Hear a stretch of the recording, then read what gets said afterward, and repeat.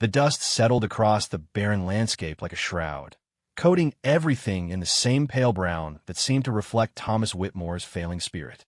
His weathered hands gripped the porch railing of his ranch house, knuckles white against the splintered wood that had seen better decades.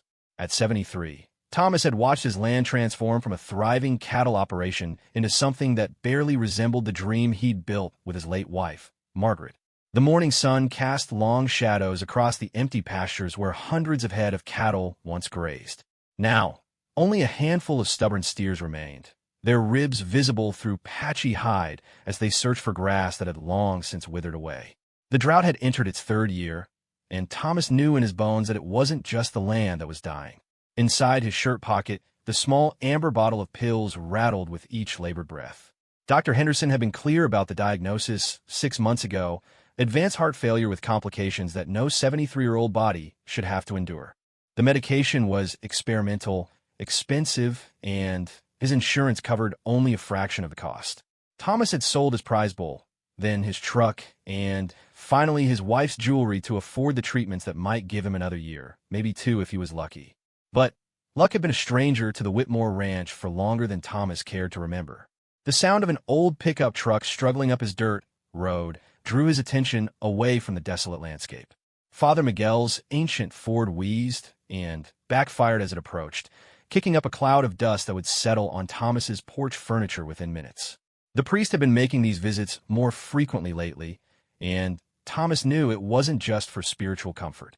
"Morning, Thomas," Father Miguel called out as he climbed from the truck, his black clothing already showing signs of the dust that seemed to infiltrate everything in this godforsaken county. "How are you feeling today?" Thomas managed a weak smile. The priest was one of the few people who didn't pretend that everything was going to be fine, who didn't offer empty platitudes about getting better or finding strength. "Still breathing, Father. That's about all I can manage these days." Father Miguel approached the porch, his expression grave. "I'm actually here about something urgent, Thomas. Something I hope you might be able to help with." Thomas gestured to one of the weathered chairs beside him. "What's on your mind?" The priest settled into the chair, which creaked under his weight. "There's a family on the reservation, the Blackhorse family. Joseph Blackhorse and his daughter, Ayanna. She's 12 years old, Thomas, and she's dying." Thomas felt a familiar tightness in his chest, though he couldn't tell if it was his failing heart or the weight of what he was hearing. "What's wrong with her?" "The same condition you have. Heart failure. But it's congenital in her case. She was born with it. The family has been trying to get her the medical care she needs, but—" Father Miguel paused, running a hand through his graying hair. "You know how it is on the reservation.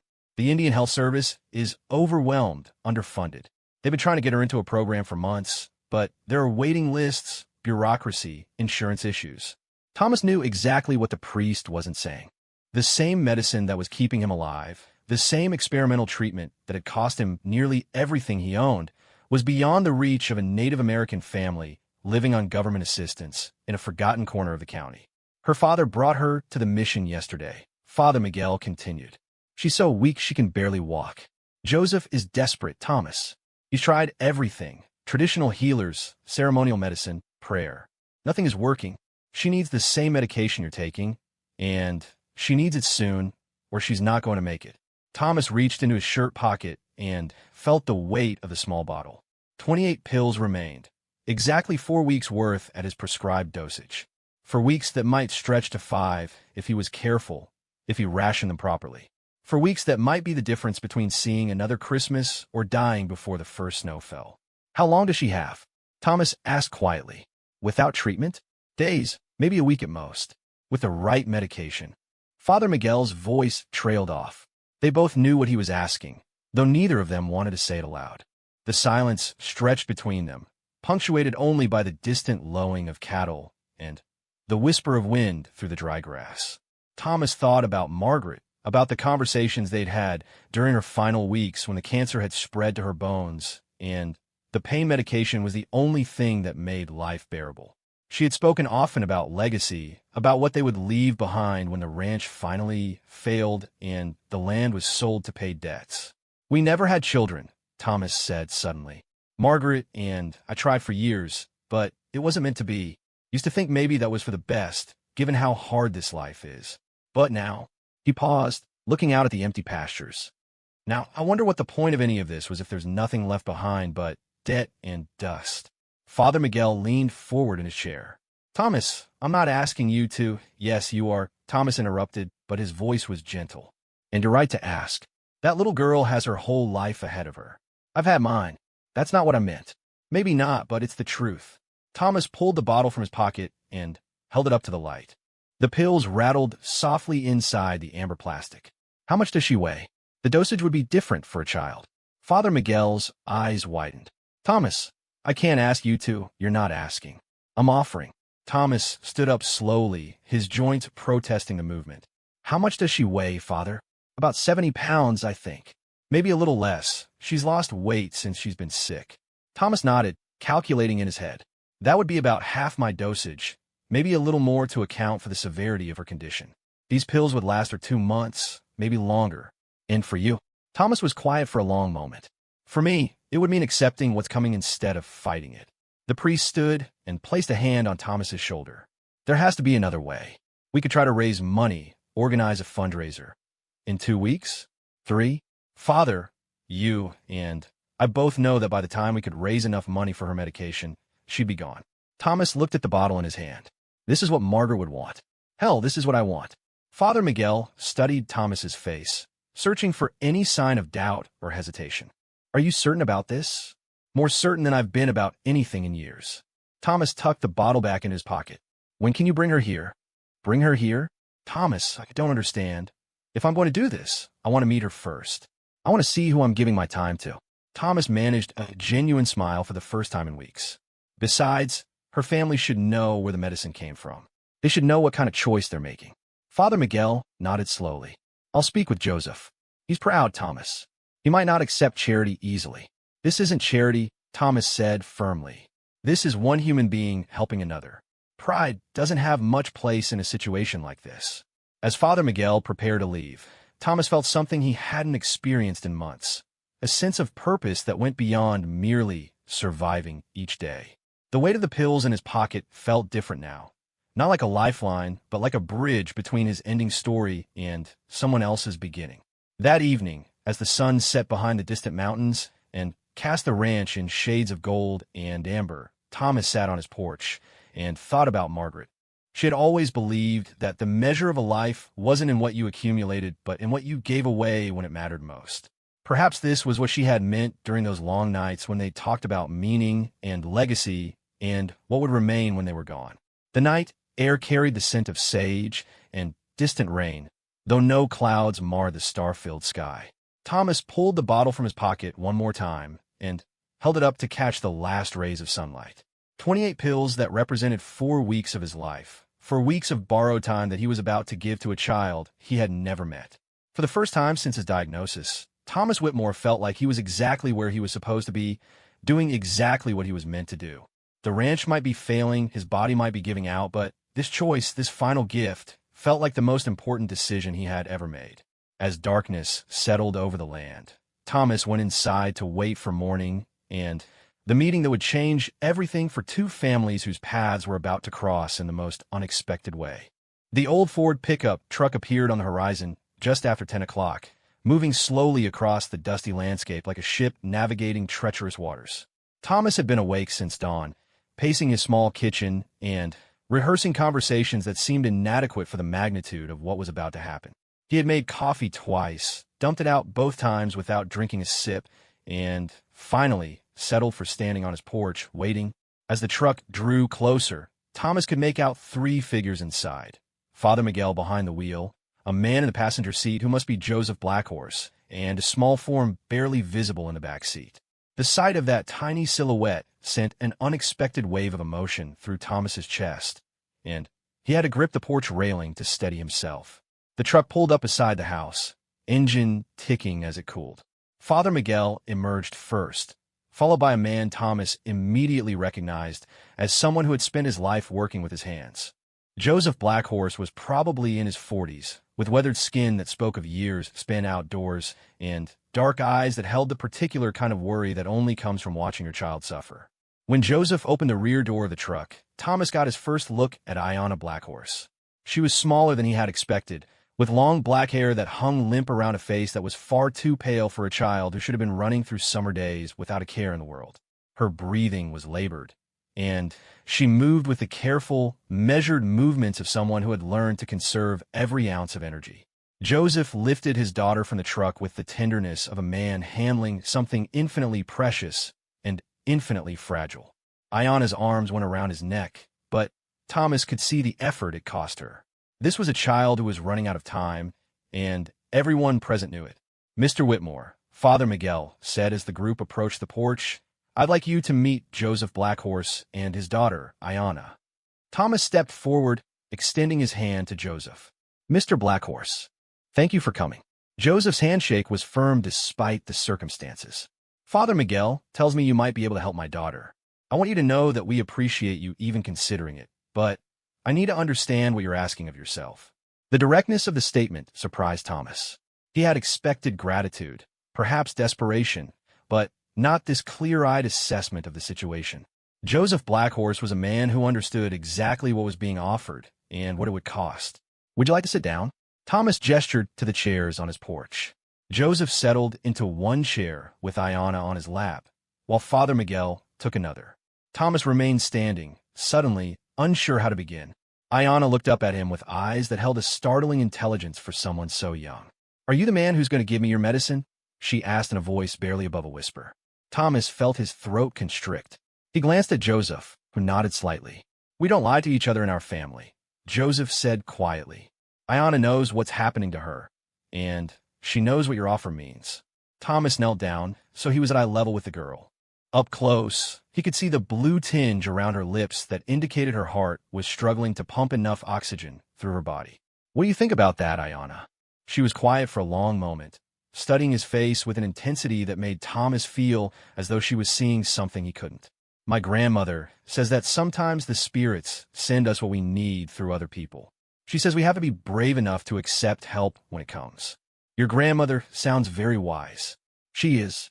She's a medicine woman on our reservation. She's tried everything she knows to help me, but she says this sickness needs both kinds of medicine, the old ways and the new ways." Ayana paused, taking a careful breath. "She says you're very sick too." Thomas glanced at Father Miguel, wondering how much the priest had shared with the family. "I am, but I've lived a long life, and you're just getting started with yours. That's what my dad says too, but it doesn't seem fair." The simple honesty of her observation hit Thomas harder than any medical diagnosis ever had. "No," he said softly. "It doesn't seem fair at all." Joseph spoke up, his voice carefully controlled. "Mr. Whitmore, I need you to understand something. My family has been on this land for generations. My great-grandfather was born in these mountains before there were reservations, before there were borders drawn on maps by men who had never seen this country. We've survived a lot of things that weren't fair." Thomas nodded, sensing there was more to come. "But we've also learned that survival sometimes means accepting help, even when it goes against everything your pride tells you." Joseph's hand rested gently on his daughter's back. "Father Miguel explained your situation to me. He told me you're choosing to give Ayana your medicine, knowing what it will mean for you. I need to ask you directly, are you making this choice because you've given up, or because you truly believe it's the right thing to do?" The question was harder to answer than Thomas had expected. He thought about the long nights when the pain in his chest kept him awake, about the mornings when he could barely summon the energy to feed his remaining cattle, about the crushing loneliness that had settled over the ranch like a permanent fog since Margaret's death. "Both, maybe," he said finally. "I won't lie to you, Mr. Blackhorse. There are days when I wonder what I'm fighting for. My wife is gone, I have no children, and this ranch is going to die with me anyway. But seeing your daughter, talking to both of you, this feels like something worth doing with whatever time I have left." Joseph studied Thomas's face for a long moment. "And if we say no? If we decide we can't accept this gift?" Thomas felt a surprising surge of panic at the thought. "Then, I'd respect your decision. But I'd also ask you to think about what Ayana wants." All three adults turned to look at the girl, who had been listening to the conversation with the solemn attention of someone far older than her 12 years. "I want to live," she said simply. "I want to go back to school and help my dad with the horses and learn more about healing for my grandmother.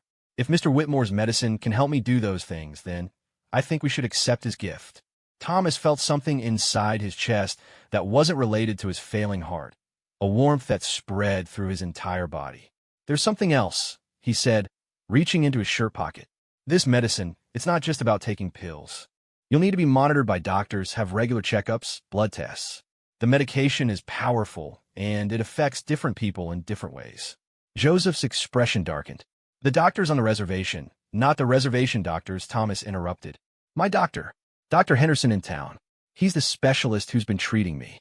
I've already spoken with him this morning, and he's agreed to take you on as a patient. The medical costs, the tests, the follow-up appointments, I've arranged to cover all of that."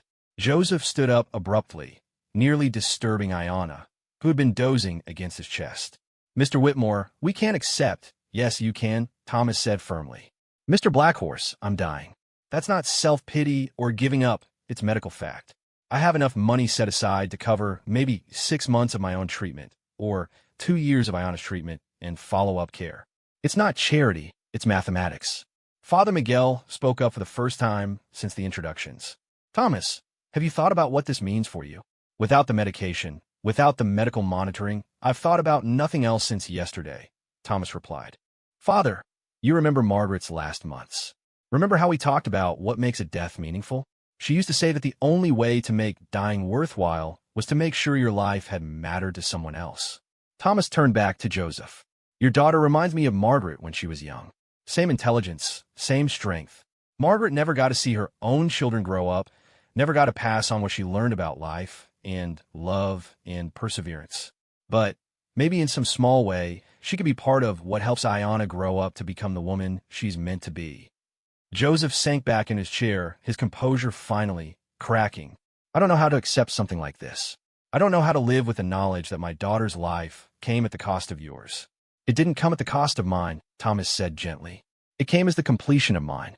There's a difference." Ayanna stirred in her father's lap and looked up at Thomas again. "If I take your medicine, will you teach me about your ranch? About taking care of animals and growing things? My grandmother says that when someone gives you a gift like this, you should learn from them too." Thomas felt tears threatening for the first time in months. "I'd be honored to teach you anything I know, for as long as I'm able." The little girl smiled then, the first real smile Thomas had seen from her since they'd arrived. It transformed her entire face, giving him a glimpse of the vibrant, healthy child she could become. "Then I think we should do it. Dad, I think we should say yes." Joseph looked down at his daughter, then at Thomas, then at Father Miguel. The weight of the decision hung in the air like dust motes in sunlight, visible but impossible to grasp. Finally, he nodded slowly. "If you're certain about this, Mr. Whitmore, if you're absolutely certain." "I am." "Then we accept your gift, and we'll find a way to honor it for the rest of Ayanna's life." Thomas reached into his pocket and pulled out the amber bottle. As he handed it to Joseph, he felt as though he was passing along something far more valuable than medicine. It was hope, time, possibility, all the things that had been slowly draining from his own life, but could flow like a river into hers. "The dosage instructions are on the bottle," he said. "Dr. Henderson wants to see her first thing Monday morning. I'll call him tonight to confirm the appointment." Joseph clutched the bottle like it contained liquid gold, which Thomas reflected. It essentially did. "How can we ever thank you for this?" "Live," Thomas said simply. "Both of you. Live full, good lives, and remember that sometimes the best way to honor a gift is to find a way to give one yourself when the time comes." As the truck pulled away an hour later, Thomas stood on his porch and watched until it disappeared into the heat shimmer on the horizon. For the first time in years, the emptiness around him felt less like an ending and more like a space that had been cleared for something new to grow. The days following Thomas's decision took on a strange, dreamlike quality. Without the strict regimen of medication that had governed his routine for months, time seemed to flow differently. Some hours stretched endlessly, filled with a clarity that felt almost supernatural, while others passed in a haze of increasing fatigue and the gradual recognition that his body was beginning its final surrender. Dr. Henderson had called 3 times in the first week, his voice tight with professional concern and personal frustration. "Thomas, you know what you're doing to yourself. Without those medications, we're looking at weeks, not months. Maybe less. I know, document." But the girl is responding well. A pause, then a reluctant admission. "Better than I expected. Her heart function has improved significantly in just 5 days." We'll need to monitor her closely and adjust the dosage as she gains weight, but yes, she's responding remarkably well. Thomas had smiled at that, feeling a satisfaction that went deeper than any physical comfort the pills had ever provided. That's all I needed to know. The second week brought unexpected visitors. Joseph had appeared on Tuesday morning, alone this time, driving a different truck, a newer model that didn't protest quite so loudly against the rough road to the ranch. He found Thomas sitting in the pasture, leaning against a fence post, and watching his remaining cattle graze on the sparse grass. "How are you feeling?" Joseph asked, settling onto the ground beside him without invitation or ceremony. "Like I'm dissolving," Thomas said honestly. "But peacefully, if that makes sense." Joseph nodded as if it did. "My grandmother talks about deaths like that. She says some people fight the transition so hard they miss the lessons it's trying to teach them." They sat in comfortable silence for a while, two men from different worlds brought together by circumstances neither could have imagined a month earlier. Finally, Thomas spoke. "How is Ayana?" "Stronger every day. She's been asking about you constantly. When she can visit again, what she should bring you, whether you need help with your animals." Joseph paused, pulling at the dry grass beside him. "She wants to do something for you, to give you something in return for what you've done." Thomas felt a familiar tightness in his chest, though he couldn't tell if it was emotion or his failing heart. "She doesn't owe me anything. That's what I told her. But she's stubborn when she sets her mind on something. Gets that from her mother's side of the family." Joseph glanced at Thomas. "She wants to bring her grandmother to meet you. Elena Blackhorse. She's the medicine woman I mentioned. Ayana thinks her grandmother might be able to help you the way you've helped her." Thomas considered this. "I'm not sure traditional medicine can do much for a worn-out heart, but I'd be honored to meet her." "It's not about curing you," Joseph said quietly. "At least I don't think it is. Elena has a different way of looking at healing. She talks about helping people find peace with their journey, helping them understand their place in the greater pattern of things." "You think I need help understanding my place?" Joseph turned to study Thomas's profile. "I think you're a man who's spent his whole life taking care of things. This land, your cattle, your wife when she was sick. I think maybe you don't know how to let someone else take care of you for change." The observation struck closer to home than Thomas wanted to admit. Since Margaret's death, he had erected walls of self-sufficiency that had gradually become a prison. The idea of allowing someone else, especially someone he barely knew, to provide comfort or guidance felt foreign and frightening. "When would they want to come?" he asked. "Whenever you're ready. Elena doesn't operate on normal schedules. She says healing happens when it's supposed to happen, not when it's convenient." That afternoon, Thomas found himself cleaning his house for the first time in months. It was a slow, exhausting process punctuated by frequent rest breaks, but something about the approaching visit had awakened a dormant sense of propriety. He swept the floors, dusted the furniture, and even changed the sheets on the guest bed, though he wasn't sure why. The following morning brought both visitors, along with Ayana, who practically bounced out of the truck despite her recent ordeal. The transformation in the child was remarkable. Color had returned to her cheeks. Her movements were quick and sure, and her eyes held the bright curiosity of someone who had been given back her future. Elena Blackhorse was not what Thomas had expected. She was probably in her 70s, with silver-streaked hair braided down her back, and hands that moved with the precise confidence of someone who had spent decades working with plants and healing. But it was her eyes that caught Thomas's attention, dark, compassionate, and holding depths that suggested she had seen both the worst and best of human experience. "Thomas Whitmore," she said as they approached the porch, her voice carrying a slight accent that made his name sound like music. "I've been wanting to meet the man who gave my granddaughter her life back. Mrs. Blackhorse, I'm honored to have you in my home." She studied his face with the same intensity Ayana had shown during their first meeting. "You are dying," she said matter-of-factly, "but you are not at peace with it." The directness of her assessment caught Thomas off guard. "I'm working on it," Elena smiled, and Thomas saw where Ayana had inherited her transformative grin. "Good. Peace is not something that comes easily to men who have spent their lives fighting. It must be learned, like any other skill." They settled on the porch, Ayana immediately claiming a spot on the steps, where she could listen to the adults while also exploring the dusty yard with her renewed energy. Elena pulled a leather bag from her purse and began removing various small bundles wrapped in cloth. "I brought some things for you," she said, unwrapping what appeared to be dried herbs. "Not medicine the way you understand it, but plants that can help with pain, with anxiety, with the difficulty of letting go. Thomas watched as she laid out the bundles with ceremonial care. I appreciate the gesture, but I'm not sure. You are not sure you believe in what I do, Elena finished. That is fine. Belief is not required for healing to occur. But openness is helpful. She selected one of the bundles and held it up. This is sage for clearing negative energy and promoting spiritual cleansing.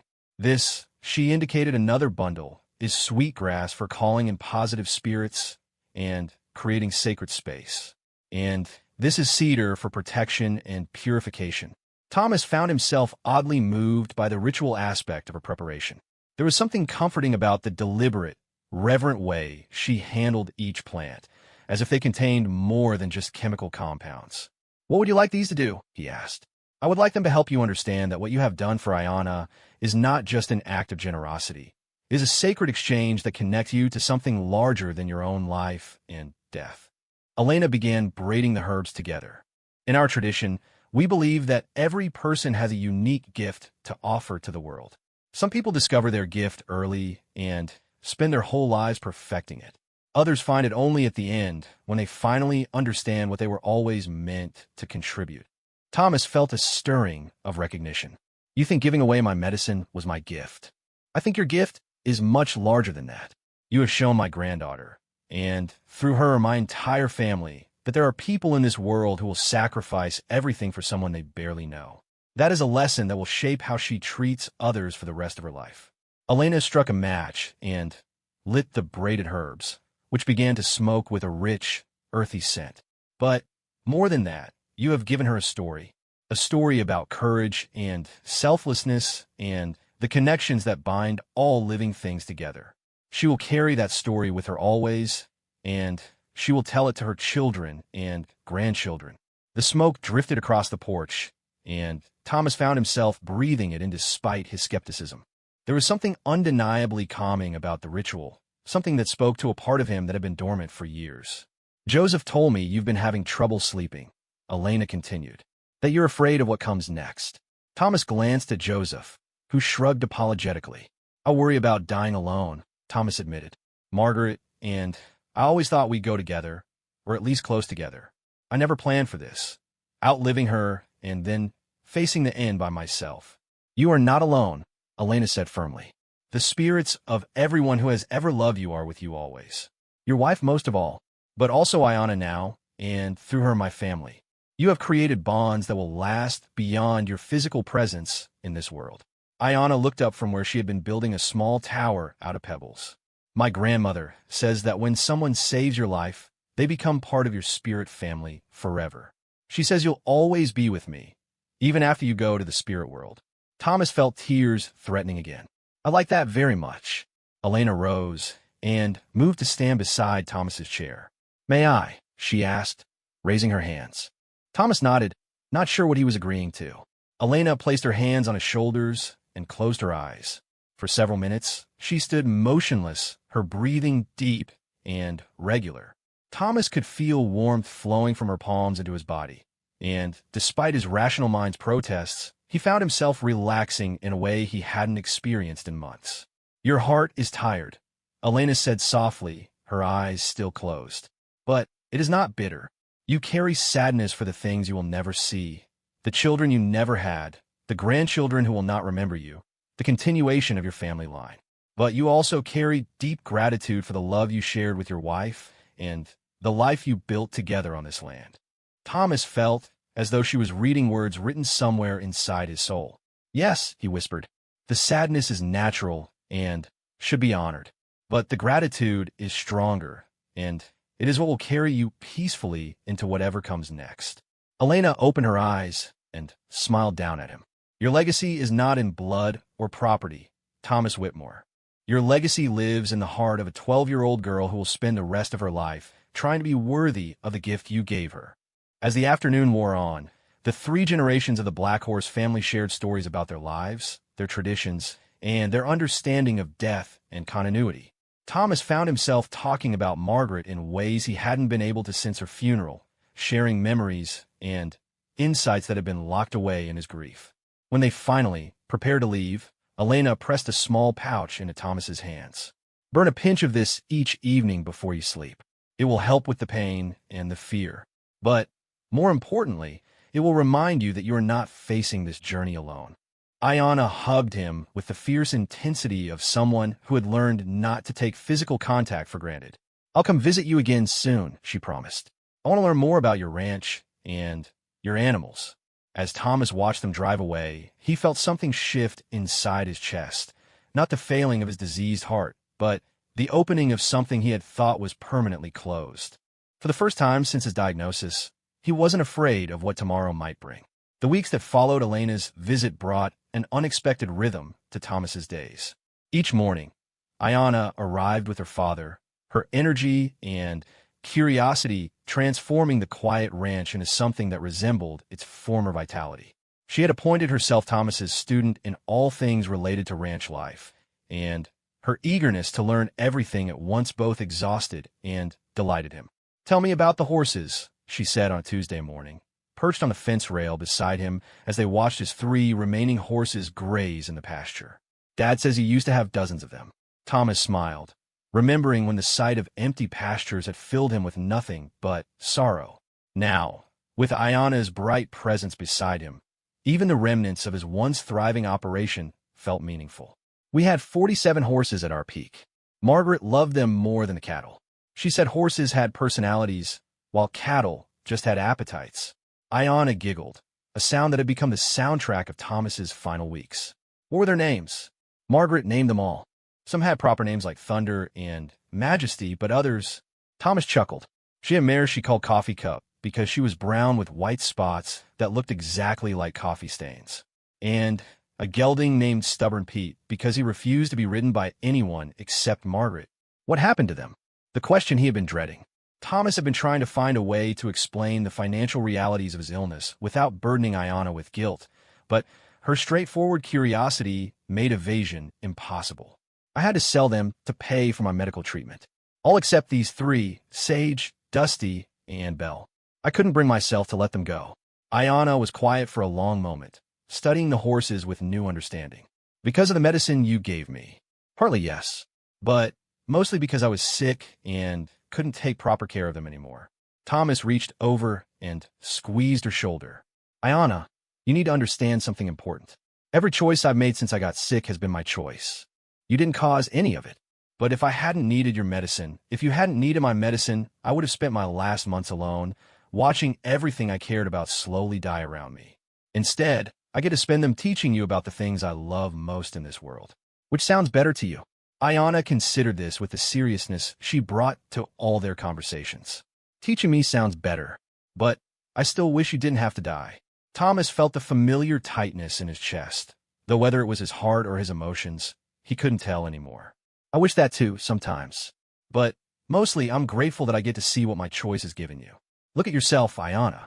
3 weeks ago, you could barely walk across a room. Now you're climbing fences and learning to rope cattle." It was true. The transformation in the girl had been nothing short of miraculous. Dr. Henderson called it the most dramatic improvement he'd ever seen in a pediatric heart failure case. Ayana's color was robust, her energy boundless, and her appetite had returned with a vengeance that delighted her father and amused Thomas. "Can you teach me to ride?" she asked suddenly. "I know how to sit on a horse, but I want to learn to really ride like cowboys do." Thomas looked at the 3 horses, then at Ayana's eager face, then at Joseph, who had been repairing a section of fence nearby and had undoubtedly heard the request. Joseph caught his eye and shrugged, the gesture of a father who had learned not to deny his daughter opportunities for joy. "I suppose we could try with Belle," Thomas said slowly. "She's the gentlest of the 3, and she's used to beginners." Ayana's shriek of excitement startled the horses and sent a flock of crows launching from a nearby tree. "Really? You'll teach me today?" "Today and every day until you're comfortable in the saddle," Thomas promised, wondering if he would have enough days left to fulfill that promise. The riding lessons became the centerpiece of Ayana's visits. Thomas was amazed to discover that teaching came naturally to him, that he could break down complex skills into manageable steps and explain them in ways that made sense to a 12-year-old mind. More surprising was how much he enjoyed the process. The gradual building of trust between girl and horse The moment when Ayana's tentative grip on the reins relaxed into confident control, the joy that transformed her face when she successfully guided Belle through a series of turns. "You're a natural teacher," Joseph observed one afternoon as they watched Ayana practice mounting and dismounting on her own. "Have you ever thought about what you might have been if you weren't a rancher?" Thomas pondered the question. "I never wanted to be anything else. My father was a rancher, his father before him. This land has been in our family for 3 generations. I always assumed it would continue for 3 more.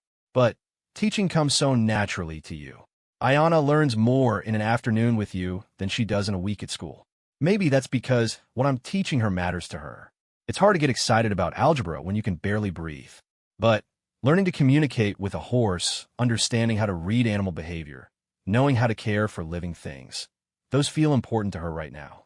Joseph nodded thoughtfully. "She talks about you constantly at home. Thomas says this, and Thomas taught me that. My mother is starting to worry that you're replacing her as Ayana's primary source of wisdom." Thomas laughed, then caught himself as a wave of fatigue washed over him.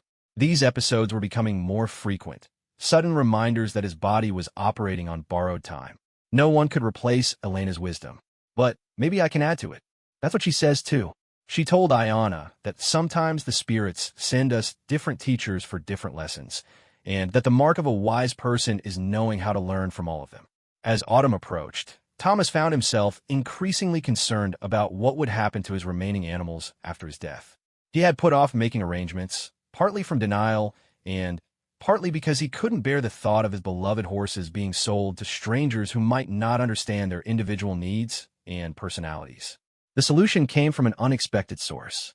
Elena arrived one morning without Joseph or Ayana, driving an ancient pickup truck that somehow seemed even more decrepit than Father Miguel's Ford. "I need to talk with you about the future," she said without preamble. "About what happens to this place and these animals when you're gone." Thomas gestured for her to sit on the porch, noting that she moved with more difficulty than during her previous visit. "I've been meaning to contact a lawyer about that. I suppose I should arrange for the horses to be sold." "No," Elena interrupted firmly. "The horses stay with our family. Joseph has been looking for good stock to start breeding again, and these 3 would be perfect foundation animals for rebuilding our herd." Thomas stared at her in amazement. "Mrs. Blackhorse, I can't ask you to. You're not asking. I'm telling. Those animals have been part of Ayana's healing process.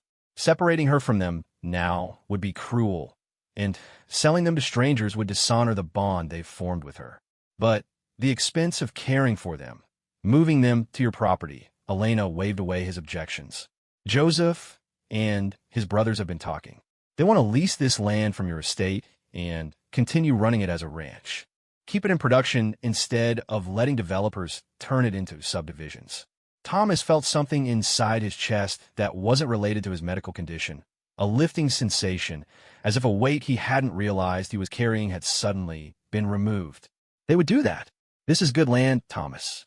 It's been well cared for, and it has good water rights.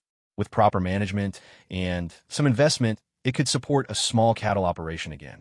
Joseph has the experience, and his brothers have the capital. But what about my debts? The mortgage on the property?" Elena smiled mysteriously. "Father Miguel has been busy. He's organized a community effort to address your financial obligations. The church is involved, some of the other ranchers in the county have contributed, and there's been surprising generosity from people who've heard about what you did for Ayana." Thomas shook his head in wonder. "I don't understand. Why would strangers care about my situation?" "Because your story has spread, Thomas. News travels fast in rural communities, especially news about someone who sacrificed everything to save a child. People recognize something noble when they see it, and they want to be part of preserving it." The conversation left Thomas emotionally drained, but profoundly grateful. That evening, he sat on his porch burning a pinch of Elena's herb mixture and thinking about legacy in ways he had never considered. His land would continue to support life and growth. His horses would help teach future generations about the partnership between humans and animals. The knowledge he was passing to Ayana would be carried forward into a future he would never see. The next morning brought Ayana and Joseph, along with an unexpected addition, a man Thomas didn't recognize carrying what appeared to be surveying equipment. "Thomas," Joseph said as they approached the house, "I'd like you to meet my brother Marcus." He's a civil engineer, and he's been looking at the property to assess what improvements would be needed to make it productive again. Marcus Blackhorse was younger than Joseph, with the bearing of someone comfortable with technical challenges. "Mr. Whitmore," he said, extending his hand. "I've heard a lot about you. I wanted to thank you personally for what you've done for our family." Thomas shook his hand, noting the firm grip and callous palms. "Your family has given me more than I ever gave them." "We disagree about that, but we can argue later," Marcus said with a grin that reminded Thomas of Ayana. "Right now, I want to show you what we're thinking for this place. If you're up for a walking tour." The tour that followed was unlike anything Thomas had experienced since his diagnosis. For the first time in months, he found himself thinking about the future rather than the past. Marcus pointed out areas where new fencing would improve pasture management, discussed water conservation strategies that could help the land weather future droughts, and outlined plans for a modest expansion that would make the ranch economically viable again. "The key is sustainable practices," Marcus explained as they stood beside the creek that ran through the property. "Rotational grazing, native grass restoration, solar power for the water pumps. We want this land to be productive for the next century, not just the next decade." Thomas felt tears threatening as he imagined his empty pastures filled with cattle again, his silent barn echoing with the sounds of horses and equipment. "Margaret would love this," he said softly. "She always talked about this place outlasting us, continuing to nurture life long after we were gone." Ayana slipped her hand into his. "She'll be here, Thomas. Grandma Elena says that when people love a place deeply enough, their spirits stay connected to it forever. Margaret's spirit will watch over the ranch, just like yours will." As they walked back toward the house, Thomas marveled at the strange turns his final months had taken. What had begun as a simple act of medical charity had evolved into something far more complex and meaningful, a web of connections that would outlive all of them, a story that would be told and retold in a family that had adopted him as one of their own. That night, for the first time since his diagnosis, Thomas slept without burning Elena's herbs. He didn't need them anymore. Peace had found him at last. The morning Thomas woke to find his breathing had become a conscious effort rather than an automatic function. He knew his time had grown short. The sensation wasn't frightening, as he had always imagined it would be, but rather like slowly surfacing from deep, peaceful water toward a light that grew brighter with each passing hour. He managed to make coffee, though his hands shook enough to spill half the grounds on the counter. The simple ritual of brewing and drinking that first cup had become his anchor to the familiar world, his daily affirmation that he was still present, still capable of small acts of self-care. The phone rang as he sat at his kitchen table, watching the sunrise paint the mountains in shades of gold and rose. Father Miguel's voice carried both warmth and concern. "Thomas, how are you feeling this morning?" "Like I'm running out of mornings, Father." Thomas paused to catch his breath. "Could you call Joseph? Ask him to bring Ayana today, if she's able. There are some things I need to tell her while I still can." "Of course. Should I come as well?" Thomas considered this. "Yes, I think that would be good." "And Father, thank you for everything you've done, for bringing us together, for helping arrange the future of the ranch. Margaret would have liked you very much." The priest's voice was thick with emotion when he replied. "The honor has been entirely mine, Thomas. I'll see you in a few hours." Thomas spent the morning moving slowly through his house, touching objects that had shared his life with Margaret. Her reading chair by the window, the quilt she had sewn during the long winter evenings, the photographs that documented 40 years of shared dreams and quiet victories. Each item felt like a physical memory, weighted with significance that went far beyond their practical purpose. He found himself in their bedroom, looking at the wedding dress Margaret had worn on their simple ceremony at the county courthouse. He had kept it in the closet all these years, unable to part with something that had been so beautiful on the most important day of his life. On impulse, he pulled it from its protective covering and laid it carefully on the bed, smoothing the yellowed lace with gentle fingers. "I hope I did right, Margaret," he whispered to the empty room. "I hope this is what you would have wanted." The dress seemed to shimmer in the morning light, and for a moment, Thomas could almost see her wearing it again, young and radiant and full of dreams about the future they would build together. The vision brought him comfort rather than sadness, a reminder that love transcends the physical boundaries of life and death. Joseph's truck appeared on the horizon shortly after noon, raising the familiar dust cloud that had become such a welcome sight. This time, the truck carried not just Joseph and Ayana, but Elena as well, and Thomas realized that somehow, without planning or discussion, everyone understood that this would be their final gathering. Ayana bounded from the truck with her characteristic energy, but Thomas noticed that she moved toward him more slowly than usual, her young eyes already recognizing the changes that marked his deteriorating condition. She didn't mention his obvious weakness, but simply took his hand and held it with gentle care. "I brought you something," she said, pulling a folded paper from her jacket pocket. "I wrote it myself, with help from my grandmother." Thomas accepted the paper with trembling fingers and unfolded it to reveal a hand-drawn picture of a ranch with horses, cattle, and two figures standing together in the foreground. Below the drawing, in careful cursive writing, were the words, "For Thomas, who taught me that the greatest gift is giving someone else their future. Love, Ayana." The simple tribute moved Thomas beyond words. He pulled Ayana close, feeling the strong, steady rhythm of her healed heart against his chest. "This is the most beautiful thing anyone has ever given me," he managed to say. Elena approached them, carrying a bundle wrapped in soft leather. "I have something for you as well, Thomas. Something from our traditions that I think will bring you comfort in the time ahead." She unwrapped the bundle to reveal a small dream catcher, intricately woven with feathers and beads that caught the afternoon light.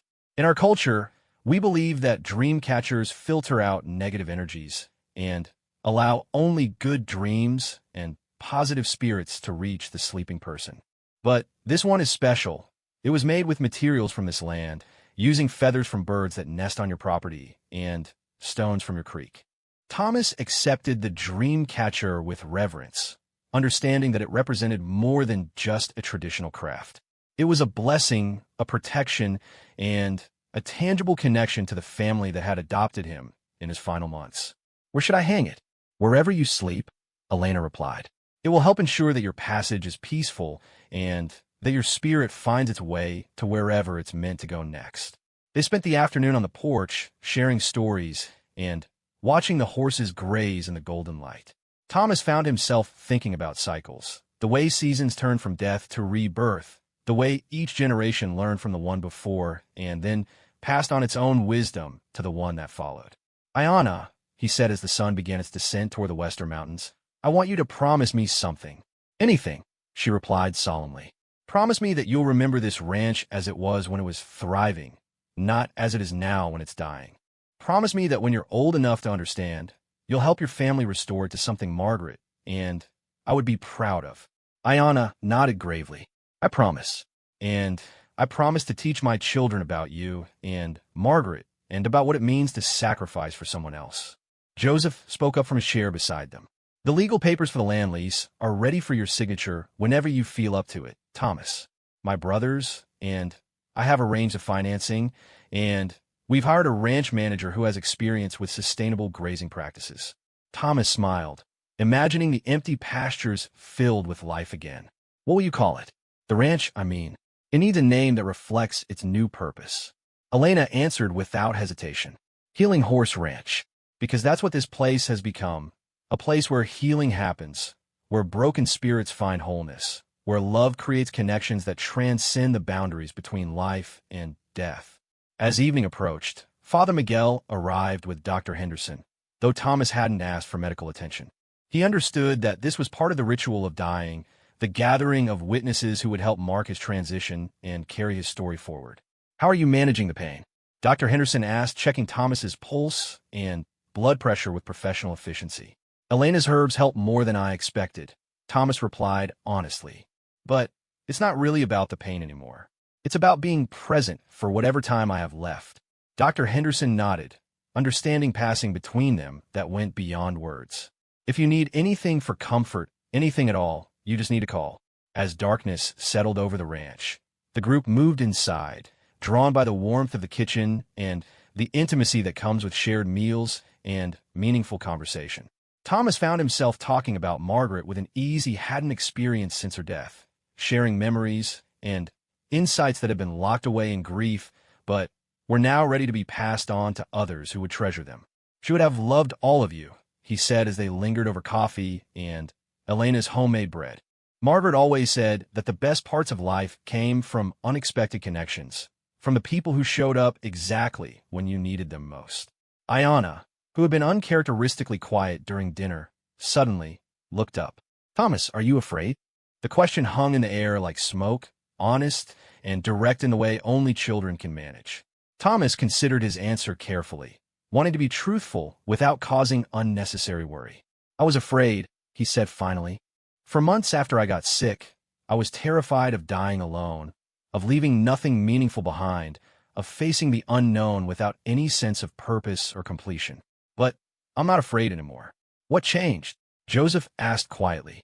Thomas looked around the table at the faces that had become so dear to him. Iona with her bright intelligence and fierce heart, Joseph with his quiet strength and unwavering devotion to his family, Elena with her wisdom and her gentle guidance, Father Miguel with his compassionate presence, even Dr. Henderson with his professional care and personal kindness. "I realize that I'm not dying alone," Thomas said. "I'm surrounded by love, by people who will remember me and carry forward the best parts of who I was. And I'm not leaving nothing behind. I'm leaving Iona's future, and through her, all the good she'll do in the world." Elena reached across the table and took his hand. "In our tradition, we believe that death is not an ending, but a transformation. The energy that makes you who you are doesn't disappear. It becomes part of the larger web of life that connects all living things. Through your gift to Iona, part of your spirit will live on in her, and through her in her children, and through them in generations yet to be born." Thomas felt a peace settle over him that was deeper than anything Elena's herbs could provide. "I like that very much." As the evening wound down, Thomas made his final requests. He wanted to be buried beside Margaret in the small cemetery overlooking the ranch. He wanted the funeral service to be simple, with music that celebrated life rather than mourned death.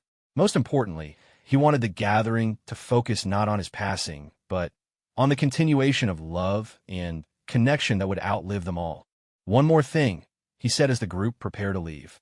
"I want you to know that meeting all of you, becoming part of your family, even briefly, has been the greatest gift of my entire life. I was so lonely after Margaret died, so lost and purposeless. You gave me back my sense of meaning." Iona hugged him with fierce intensity, her strong arms a testament to the success of his sacrifice. "We'll take care of your ranch," she whispered. "We'll take care of your horses. We'll remember everything you taught us." After everyone had gone, Thomas sat alone in his kitchen, Elena's dream couture hanging above his chair and Iona's drawing propped against the salt shaker. The house felt different now, not empty, but expectant, as if it were waiting patiently for the next chapter of its story to begin.